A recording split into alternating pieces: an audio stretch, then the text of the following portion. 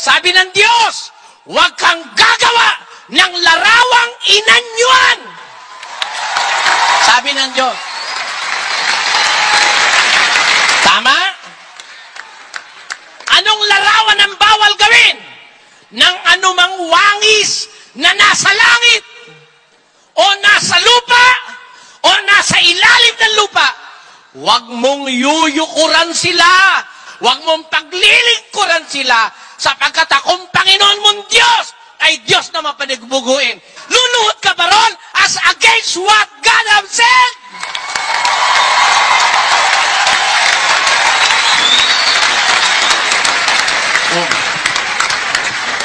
Ano ba, batayan ko? Biblia! Huwag kang gagawa! Paggawa pa lang, bawal na! Ano ba ibig sabihin ng huwag? I speak out of faith, not to humiliate or to make an object of ridicule to anyone. Sinasabi ko dahil nababasa ko sa Biblia. Alisin mo ang Biblia, wala na akong sasabihin. Pero samantalang nariyan ang Biblia, basa! Pakinggan nyo. Lagay nyo sa screen. Jeremias! Ano ang sabi ni Jeremias? Na nangagsasabi sa kahoy, ikaw ay aking ama. Tamo, di ang tatay niya kahoy. Ang nakakapagtaka, ang tatay niya kahoy, ano nanay niya? Tuloy ang basa. At sa bato, iyong ipinanganak ako. Biro mo yun? Anong conjugal ang nangyari ron? Conjugal relationship? Yung tatay, kahoy. Ang nanganak, ang nanay, bato. Ito, kung meron kayong kahit kapirasong kaalaman sa siyensya at arkeolohiya, and I will ask your intelligent research about these things. Go back into history. Tingnan mo ang mga artifacts, ang mga fossils, ang mga records sa archaeology na nahukay sa ating panahon. Christ. Now, during the time of Christ, that is 1st century AD, up to the 2nd century, may nahukay na bang ribulto na gawa sa 1st and 2nd century? Kailan nagkaroon na ribulto? On the 3rd, the 4th, the 5th, the 6th, the 7th century. Wala na ang mga apostol sa lupa. Doon lang nagkaroon ng mga ribulto. Sa panahon ni Kristo, may mga iskultur ba o wala? Meron. Bago nga siya dumating, may mga iskultur na eh. Bakit walang mahukay na larawang inanyuan na that dates back to the time of Christ? Bakit? Sinunod ng mga unang Kristiyano ang direktiba ng Diyos. Huwag kayong gagawa ng larawang inanyuan. Nagagalit yung iba sa akin, bakit daw kailangan ko pang gumamit ng Hebrew or Greek? Meron namang Tagalog. Dapat kasi balikan natin yung original text. Kailangan talaga, pag nag-analyze ka, pag nag-perform ka ng exegesis, kailangan mo talaga yung original text dito. Pag titingnan natin doon sa grammar ng Exodus chapter 20, verses 3 to 5, yung pinapansin ng iba palagi yung nasa Exodus chapter 20 verse 4 na huwag gagawa ng larawang inanyuan. So yung Hebrew word doon na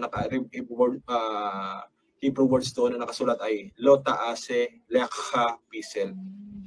So isa yun yung word na pisel, ibig sabihin Diyos-Diyosan yun. Okay? Tapos yung word na lo, okay, lo ta'ase, wag kang gagawa. Yung word na lo, ibig sabihin nun ay no or not, negative particle, na may negative ka man ang Diyos talaga mahigpit siya. Kasi merong ding Hebrew word na al, no din ang ibig sabihin or not. Kagaya nung nakasulat sa Isaiah 43 verse 5, ginamit ng Diyos doon sa salin na Tagalog na wag kang matakot. So pareho silang wag or don't or no. Pero kapag ginamit, ayon sa mga biblical scholars, pag ginamit yung word na law, mahigpit talaga yun. Bakit mahigpit? Kasi sa context nun, doon sa verse 3 ng Exodus chapter 20 verse 3, sabi doon, Lo yeye lekha Elohim achirim alpanay. Ibig sabihin, wag kang magkakaroon ng ibang mga Diyos liban sa akin. So yung may word doon na law, mahigpit ulit, pinagbabawal talaga ng Diyos, wag kang magkakaroon ng ibang mga Diyos liban sa akin. So yung word na Elohim achirim, actually yung Hebrew word na Elohim, ginagamit yon para sa tunay na Diyos.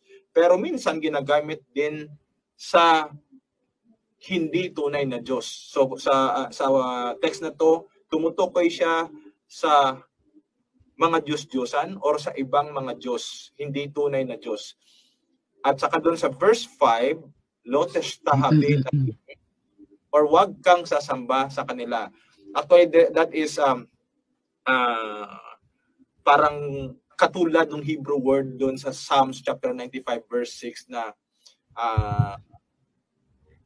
word na sasamba. Ang kaibahan nandun ay yestahabe ang ginamit dito, testahabe. So, tingnan natin, hindi mo pwede kasing putulin yung tatlo. Yung word kasi sa verse 5 na lo testahabe, meron siyang antecedent sa verse 3 na Elohim achirim or ibang mga Diyos.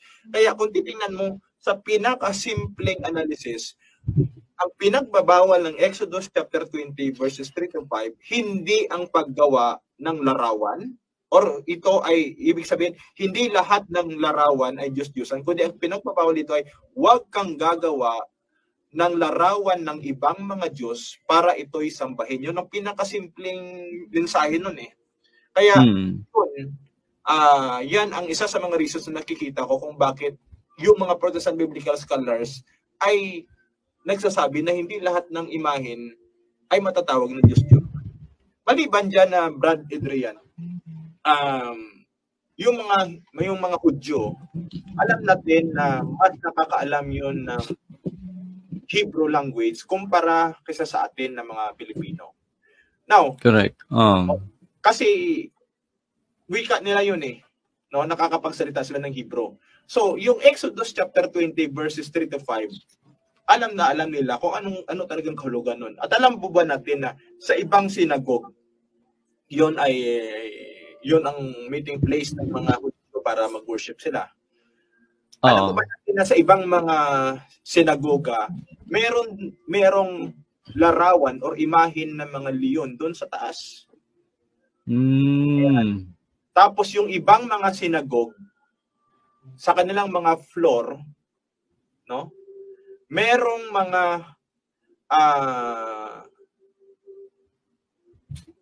larawan ng iba't ibang nilalang doon sa floor mismo, mga imahe ng iba't ibang nilalang na nilagay sa floor ng sinagog. Ayan. So kung bawal or Diyos-Diyosan ang lahat ng larawan, hindi sila magdi-decorate or maglalagay ng ganyan sa sinagoga o sa taas. So ibig sabihin, maliwanag na itong mga Hudyo ay nakakaunawa talaga kung ano ang ipinagbabawal ng Diyos sa scripture.